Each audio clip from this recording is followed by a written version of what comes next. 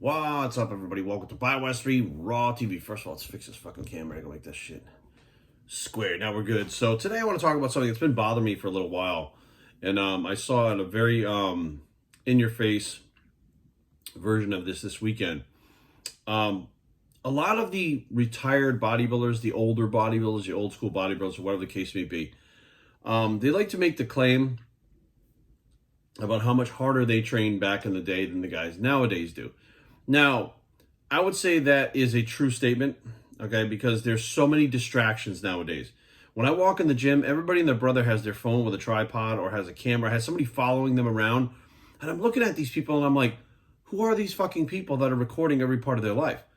Like, it's kind of interesting where every little thing gets recorded every fucking day, and I'm like, you know, they'll do a set and then the camera guy or whatever will show them what's going on and make sure that it's okay. And I'm like, you're not concentrating on your workout. There's no way you can focus and put the type of energy into that workout that'll get your best results and get you where you need to be if you're not focusing 100% on the task at hand. And back in the day, we didn't have all that shit, right? There was nothing to focus on except the workout. We had Walkmans, which were the little tape cassettes with the headphones. Or, you know, a lot of times training partners, like I needed to be able to hear my training partner's instructions, like two more, one more, they're screaming at you, stuff like that. And there weren't the distractions that there are now. So therefore, the guys were training harder back in the day, right? Nowadays, I feel like because everything has to be documented, the people that are in the gym training nowadays are not really training for themselves. Like we used to train for ourselves to be the best we can be. I feel nowadays, everybody's in the gym training so they could show everybody else in the world on Instagram and YouTube and Facebook and whatever how badass they are, how cool they are, how hard they train, et cetera, et cetera. Now, the kicker is, in 2 years, half of these people will be gone. Like, they're not that serious about it to where they're going to progress and become Mr. Olympia. You know, when I was younger, I never heard people say, I'm going to be Mr. Olympia.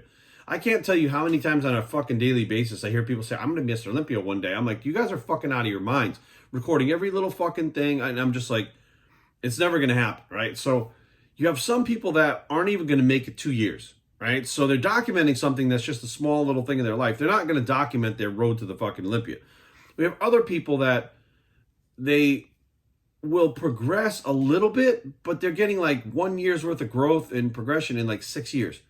Like they still stay around and they're the same, and they're jumping from program to program. There's just so many distractions between social media, forums telling you how to train, how to do this, new studies coming out, and all kinds of data and all kinds of shit that the guys nowadays are just like, they can't just go into the gym and train. They're bombarded by too much shit because of, you know, the things that they hold in their hand, their phone. So what's been happening the last, I don't know, maybe 5 or 6 years, it's been a little while now, is these old school guys talk about how hard they trained, right? And I do believe, my heart of hearts, the physiques were better back in the day. So they go, hey, our physiques were better. You guys have more drugs now. More drugs readily available to you with the internet. And you guys take more than ever. But you guys aren't even close to what we were before because it was the training. I mean, the diets were hard. They were strict. No carb diets for 10, 12 weeks at a time. Yes. These guys were putting on mass a lot differently. And it wasn't a drug thing back in the 90s and 80s. It was, they were training. They were focused. They were getting the most out of their workouts. And one of their workouts is probably like 10 of the workouts of the guys nowadays. So what happens is these new guys, or these older guys, these retired older guys, start talking to these newer guys and they go, look, you're this good now. If I worked with you, you'd be up here already. So we should work together. And the younger guy who followed that guy or that bodybuilder when they were younger is flattered. They're excited. I'm going to get to train with this next level Hall of Fame bodybuilder, this guy I worship, I looked up to. He's going to take me under his wing and train me. And then I see the things that I don't like. And I've seen several times this happen. I see these old school bodybuilders put these new guys through the biggest amount of pain they can possibly put them in. They're not planning these workouts. These workouts are not what the old school guys used to fucking do to get growth. They're nowhere near what these motherfuckers are doing or used to do. But they literally go in the gym and they try to hurt these people. They try to make these young guys quit. And the young guys, they can't quit, right? Because they're like, oh, I can't quit because, you know, then I'm going to look like a pussy in front of my idol. So what happens is the young guy won't quit. And the older guy, not fucking, you know, knowing where the limits are, keeps pushing and pushing and pushing and pushing those motherfuckers and loading them up with drugs to be able to handle that type of punishment. But it's really not about training and stimulating. I think it was Lee Haney that said, don't annihilate, stimulate. They go in the gym and they try to fucking annihilate these guys. They try to make them quit. They try to punish them and hurt them to be like, see, you quit. You can't handle the workouts that we used to do. Motherfucker, you weren't doing those workouts back in the day. I watched a trainer the other day. Had like fucking 12 plates on this fucking T-bar row. And this guy's T-bar rowing, right? He does 12 with all these plates. And then the trainer starts stripping them off one at a time and making them go. They must have done 6 or 7 drops. This guy must have done 60 to 70 fucking reps, right? He's ready to throw up. His visor ready to fucking burst out of his head. He's ready to die. And that trainer's like, all right, good set. Let's get ready for the next one. And I'm like, dude, you just annihilated that motherfucker's back to the point where it ain't going to recover. So what they do is they load him up with more drugs and try to get him to recover.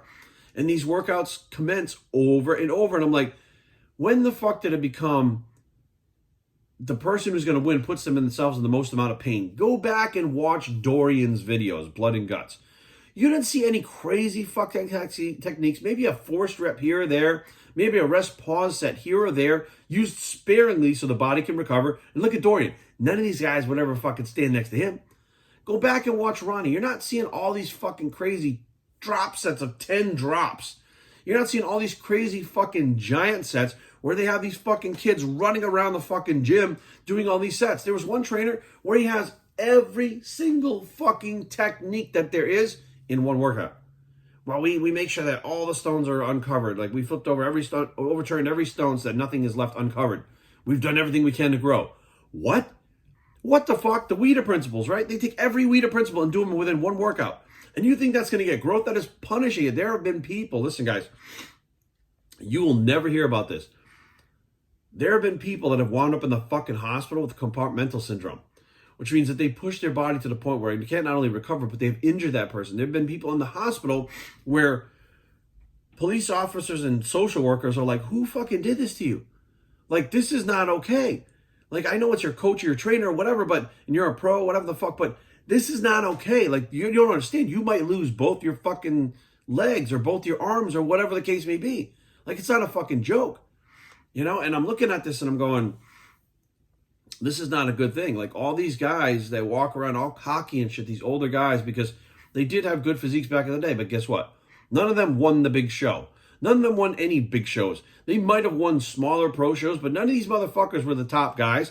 And if you look at Dorian, Jay, Ronnie, Kevin, fucking all these guys, I've personally trained with Kevin, right? I know how he trains. I've trained with Jay Cutler. I know how these guys train.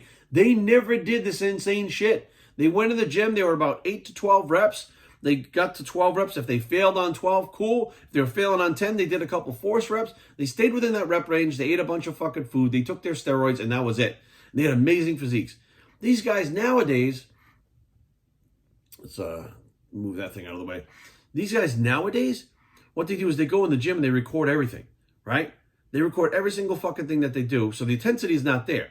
But you also can't go in the gym and annihilate your body to where you wind up in the fucking hospital in rhabdo or compartmental syndrome because you think that you have to do so much, right? So much. Like, there's no fucking way that some of these workouts that these older guys are putting these younger guys through, they look good. Have you noticed they look good while they're doing it? They get a great fucking pump, right? They look great. But when they go to the stage, it doesn't translate to the stage. These guys aren't getting better on stage. Their stage muscle doesn't look any better from doing these fucking wild workouts, right? So what's happening is, and I'm just going to be honest with you guys, many of these trainers load their clients up on fucking insulin. They load them up on carbohydrates during the workouts to push them to the point where they're going to fucking break them. They're going to harm them. And then what they do is they get a fucking big pump because they are using insulin pre-workout. That is one of the ways to use it. They consistently pump the carbs in. They use insulin post-workout. They use insulin to fill the body up so it gets super full. Well, that super fullness is glycogen compensation. It's not actual muscle tissue that's being built. You're tearing the body down to a point where it's having a hard time rebuilding. It doesn't matter how many drugs you fucking take, it's having a hard time rebuilding. So they get flat, they look worse. But they keep promising them, you know, oh no, this is going to be the key. We got it this time, we got it this time. They go off season, load them up on drugs and insulin, pump them up to like a fucking balloon with tons of sets and reps that they go, holy shit, look how good you look now. Imagine a contest time. Contest time comes, they look like shit. So you tell me, what the fuck are all these crazy workouts doing? Like, it's all about ego. These older guys, no longer fucking relevant. It doesn't matter what you did 10 years ago. These newer guys, they don't give a fuck what you looked like in a fucking tank top 2 weeks before the Olympia. They don't even give a fuck what you looked like at the Olympia. Half of them don't even know who the fuck you are at this point, right? But you got to stay in the spotlight.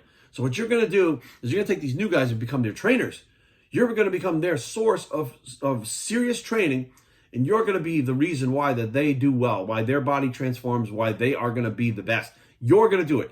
You couldn't even do it for yourself back in the day, but you're going to do it for them, right? And then you weren't even doing these workouts back in the day. I feel like when you get these trainers in the gym, these old trainers, they literally just come up with shit on the fly. There's no fucking science behind it. There's no methodology behind it. It's literally, what can this guy handle? And let's keep pushing this motherfucker until he either quits or fucking passes out or pukes or whatever. So I can show them that they don't know how to fucking do it, and I'm the fucking man from back in the day. Like, I watch it all the fucking time. So listen, here's my deal. Did the guys know how to train better back in the day? No. You have all the information about training right now. You have more information about training now than we did back in the day. Was the focus better back in the day? Abso-fucking-lutely. Were there less distractions? Abso-fucking-lutely. Did it take less time to get a better physique because of the focus that was there and the less distractions? Abso-fucking-lutely. So you had just a time period in time that allowed people to focus more, and, you know, we would seclude ourselves a lot, right? What happened, a lot of people would just, like, they would train, they would go to the home, they would eat, they would maybe do their cardio at home, they go to bed, they get up in the morning, they do good cardio, they would train, they would eat. Like, it was very similar to like what the Camel Crew was doing. And a lot of people, of course, they work jobs. But other than that, there wasn't a lot of this like researching stuff. And it was like, I got a show, so I'm just going to fucking put my head down, bite the bullet, and grind it out. There was no cameras in their face. There was no social media. There was no forums confusing them fucking, well, I should do this, I should do that. You're not even using anything long enough to see if it works, and you're changing it. Let alone fucking, you're not going to get any gains like that. Like this P90X thing fucked everybody up with this muscle confusion principle. Guess what? Weider had that principle 20 years before P90X was fucking came along. Now everybody thinks you need to rotate your fucking workouts all the time. And I'm like, did you ever watch Dorian's videos? Did you ever watch Jay's videos? What they would do is about maybe 4 weeks out from the show or whatever, they would have Mitsu Okabe fly in, and he would record maybe a week's worth of sessions with them. He would like live with them, film their meals, do all that shit. That was like a week's worth of shit. And Mitz would basically just be a fly on the wall. He would be out of the way. He wouldn't ask them if they liked the fucking shots, if they want to film it over. He literally be a fly on the wall, not saying a fucking word with his camera over there from a distance, right? While Jay and his training partner, or Ronnie and his training partner, whoever was just fucking killing it. Like, those guys back in the day didn't give a fuck about how it looked in those videos because they were there to capture what was really happening, not some kind of like made up movie fucking thing for social media. Not the best angles, the best look. No, Mitsu was just fucking, everybody pretty much got the same angles. You know, like the videos were the same, but it was different people when you did Battle for the Olympia or Road to the Olympia, whatever the case may be. Nowadays, half these guys are setting the tripods up and shit themselves. Well, how the fuck are you focusing if you're wondering if you're getting the right angle during the workout, right? They move it around, then they try it, they look at it, and they try it, they look at it, okay, that's the angle. Well, in your head, how can you focus on that movement when you're like, okay, that's the right angle? Is it the right angle? And you see them do stuff like they look over while they're training to see if it's the right angle, and you're like, dude, how the fuck are you even aware of that thing if you're training hard? You're not, right? So there's been a lot of different things, and I think that these older bodybuilders that are retired now are trying to capitalize and stay relevant and make money by becoming these coaches and trainers of these young guys. And I'm not saying it's not going to work out for some of them. There are some of them out there that are just doing the old school thing, and they're actually helping guys. But there's a lot of them, guys. There's a lot of them. They don't know how to fucking train somebody. They didn't even know how to train themselves. They were just in the gym fucking around. And some of them even had coaches themselves to get their shit through. But the shit that they're doing now with this crazy fucking volume, why do you think they're doing that? Because they want the people, and this is the worst fucking one. I've seen this dumb fucking shit. Okay, do 2 reps, let's say leg extension. Do 2 reps fast. Okay, now this one, third one, up and then down slow. Slower. Okay, good. All the way down, all the way up, 2. All right, now we're gonna do 2 slow. That's it, slower. Hold on, 2 slower. That's it. Okay, all right. Okay, now up one more time. Hold it. hold it. And then the fucking coach starts pushing down on the fucking thing. Hold it, fight it, fight it, fight it. Okay, cool. 5 more. Okay, drop the set. Okay, 20 reps. 1, 2, 3. Okay, keep going. Come on, you got this. Sorry, we're in our room in the film as I'm going. So they got him doing all these fucking crazy reps and shit, right? Why? How many reps does it take to stimulate growth? Right? Let's be real. What is that fucking doing to that person? That person is not growing new muscle. That person is not all of a sudden fucking going to spark new growth, right? You're training them into the fucking ground. And why don't you tell me why scientifically the 3rd rep you have to go slow on, but the 1st and 2nd one you don't? And then tell me why after the 1st round where you do 2 fast reps, 1 slow, 2 fast, then 2 slow, why is it 2 the next time, right? And then why is there a static hold the 3rd time you go around after you do 2 fast reps? And then why are you pushing down on it at the end and trying to fatigue that negative when the positive is not even fatigued yet? What the fuck is going on? Where are these techniques coming from? It is purely to make that person feel pain with a large amount of reps to try to get them to fucking quit. There is no science. There's nothing behind it whatsoever that's going to help that person. Okay? Because these motherfuckers weren't doing that. We use techniques like that, right? We might have done 1 set where in the beginning we might have been, to fatigue the muscle faster, where you did leg extensions and it was maybe a lightweight, and then the person would push down on the negative to fatigue the muscle a little faster, so you'd still fail within 12 to 15 reps, like a leg extension. But it wasn't this random fucking shit made up. I mean, completely fucking made up to try to get people around you to be like, well, I don't understand what he's doing, so he must be the fucking master. I don't understand his system. And they're like, yeah, you feel that? And the guy's like, fuck, my knees are hurting, my fucking quads are pumped. And he's like, yeah, I feel that. What the fuck? But what did you do? What did you really fucking do? You didn't stimulate growth. You hurt the person. Just because a muscle burns and somebody is in pain does not mean you're stimulating any growth. It doesn't mean that at all, right? By doing all these crazy fucking techniques, what is the fastest way we know scientifically, tried and proven over and over again, fucking over time, to build muscle as fast as humanly possible? Progressive resistance in the hypertrophy range, 8 to 12 repetitions, right? You have different muscle fibers. We'll go through a little science. And type 2B fibers, right? The white muscle fibers, the type 2B fibers, are the ones that carry the most potential for size and strength, right? So staying within 8 to 12 rep range, failing on that 12th rep, that's where you're going to build the most amount of muscle. And tracking your workouts and increasing the weight as fast as you can or as much as you can over time, a bigger muscle is a stronger muscle is a bigger muscle in that hypertrophy range. When you start doing all these high reps and shit, those red muscle fibers take over. They don't have the same potential. Now, can they do more reps? Yeah. Is there potential for size? Very little.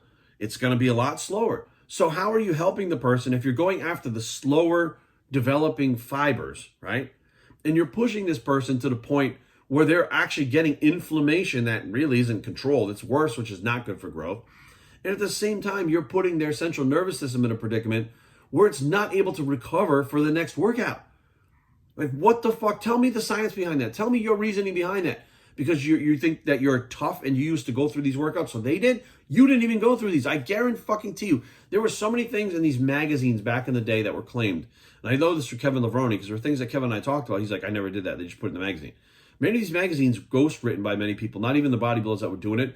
They would, close to contest time, they would go in the gym and take all these pictures, right? While they're in contest shape, with the tan on. Go back and look at the Flex magazines and shit. And then what happens is they use these pictures throughout the year for articles. These articles have like the 100 rep calf set, the 500 rep set, whatever, all these crazy fucking things in the magazines to get people to buy them and try them because they're like, oh, this must be the secret of the pros. These pros, all of them, I don't give a fuck who they were, weren't using crazy exercises, they were lifting heavy, but heavy is relative to their fucking physiques. They were strong. So they were strong, they were big, and they trained within that 8 to 12 rep range. Now, some people went down and they tested strength, 2, 3, 4 reps. That was common back then too. Right? We don't see that nowadays. We don't see 1, 2, 3, 4 reps unless someone's a power lifter. You would go through blocks of training where you trained and tested your strength, right? And then increase that strength, that low rep strength. And when you jump back in the higher reps, you'd be able to use more weight. You're conditioning your body. Like, there was science behind it. There was a way behind it. But what's going on nowadays is not what was happening back then. So these fucking crazy retired bodybuilder trainers that pop up, that start fucking trying to get people to do all this crazy shit. You weren't doing it back in the day. So you're just as bad as them now, making shit up and science. You don't know fucking shit about science. You don't even know what I just said about the muscle fibers. You don't know any of that shit. All you know is like, I contract the muscle. Like, and expand the muscle. That's it. And I try to you gotta be in pain. You gotta train hard. What does that mean? You trying to tell me that Dorian didn't train hard because he didn't do all these fucking drop sets, supersets, and crazy tempo fucking things? You're gonna tell me he didn't train hard? Are you gonna tell me Ronnie Coleman didn't train hard because he didn't do 2 reps on a leg extension and then 1 down slow, then 2 reps, then 2 slow, then 2 reps, and then a static? He didn't do that, so therefore Ronnie Coleman didn't train hard, but he squatted 700 pounds like 3 weeks before the Olympia, right? He's benching these 250-pound fucking dumbbells that nobody could pick up, and he's benching them, right? What did Ronnie do? What did Jay do? What did Dorian do? What did Kevin do? None of this shit. And the guys that are out there doing it, Kevin, Ronnie, Jay, they always beat these motherfuckers. Some of these guys, they look great a couple weeks out, right? Pumped up in a tank top in a parking lot in a fucking gym, whatever the case may be. Oh, great. But they walk on stage and they look like shit. So I'm like, how the fuck, and maybe they, listen, just because you didn't win the Olympia doesn't mean you can't be a great coach, right? Doesn't mean you can't be a great trainer. But why the fuck are you doing things that don't make sense? Not only scientifically, but for our sport, don't make fucking sense. You're mixing all these fucking techniques that were never meant to be mixed together because you want to have this system of training. Guys, listen, the body uses fats, carbs, and protein. That's it. It needs water. You take your fucking steroids and you need to train in the hypertrophy range using progressive resistance, right? There is no magic bullet, magic way, magic routine. This guy's routine pretty much should be the same thing as fucking everybody else's routine, right? Maybe the volume would change a little bit. It should change from person to person, but there is no system. There is no system that is better than any other one, no matter who the bodybuilder was or where they fucking placed. Blood and guts isn't necessarily better than Ronnie Coleman's training, right? Jay Cutler's training isn't necessarily better than fucking Phil Heath's training. Like, it just isn't. They're all the same basic fucking exercise, training very hard and focused, making sure they nail their diet and not having all these distractions in between so they can get the most out of their workouts and the most out of their recovery. That's all it is. It's not who can do the most amount of fucking reps. It's not who can be in the most amount of pain. It's not who works the hardest. It's about who can focus and get the job done. It's like banging in a fucking nail. You can get the hammer and do this and bang the nail in. Or you can go boom and nail it in once. As long as that fucking nail goes in, you're done. You don't have to do anything else. As long as you stimulate that fucking muscle, you're done. You go 8 to 12 reps, fail on that weight with a weight that is hard for you to use, and you fail on 12, you're done. There's no drop sets. Tell me how. They're going to say fatiguing the muscle. Get the fuck out of here. Tell me how doing 200 pounds and dropping to 100 builds muscle. Getting the body to adapt to a lower weight builds muscle. It doesn't. You're reducing that workload. If anything, you're delaying the growth because you're using a weight that you're starting with. But people go, the burn. The burn is what really, it's burning. It's difficult. It's so hard. I'm training so hard. You're reducing that workload. When you reduce that fucking workload, what do you think happens? Yeah, a burn happens. Yeah, fatigue happens. But the stimulus for the body to say, holy shit, I just went through a killer workout. I need to adapt and get bigger and stronger because I got to do this shit again. So let's adapt to it and get bigger and stronger. You're going backwards with that shit. A forced rep is more effective than a drop set, right? Rest pause is more effective than a drop set because you're not dropping the weight. You're using the same fucking weight. The body's adapting to a heavier weight. So like, just think, guys. Think about the things that I'm saying and go back and watch these guys. There is no rhyme or reason why they're putting these people through these fucking workouts. And what's really fucked up and what I love is these young guys have gotten to a point where they're really good already. And then these old motherfuckers come in because they're going to take them the rest of the way to the finish line, right? And then what happens, they put them through all these fucking painful workouts, and I'm not seeing any of these motherfuckers placing better than they were without these trainers. So tell me again what these fucking trainers know or what they do or whatever the fuck is going on that they know more. And some of these trainers, listen, guys, they may put somebody through a workout. This happened with Mike Menser, and this is a glaring example. I'm not going to say the other ones right now because there are popular guys right now who somebody puts them through a workout on camera and all of a sudden everybody thinks they're working together. They're not. Okay, somebody else is pulling all the strings, doing all the work and everything, and these new guys or these older guys pop in, put them through a workout, they film everything, they take pictures of everything, they put it all over the social media, and they say, oh, my boy so-and-so came in, we put him through the workout, he's going to do great at the next show. They're making it in a roundabout way sound like they're working together. They put them through one fucking workout. Then they contact the young guys and get them to come for the workout. And then they film the shit out of everything, put it on social media, it looks like they're working together. That's not what really happens. What really happens is fucking these people have built their physiques. There was one one competitor Worked with this one coach all the way through his prep and shit. This dude was a bad motherfucker. This was recent too. Bad motherfucker. About 2 weeks out, right, from the big show, the trainer's gone. New guy steps in. Okay. Guy comes in a little bit drier, right? Basically, if you cut water about 3 hours earlier, you would come in a little bit drier like this guy.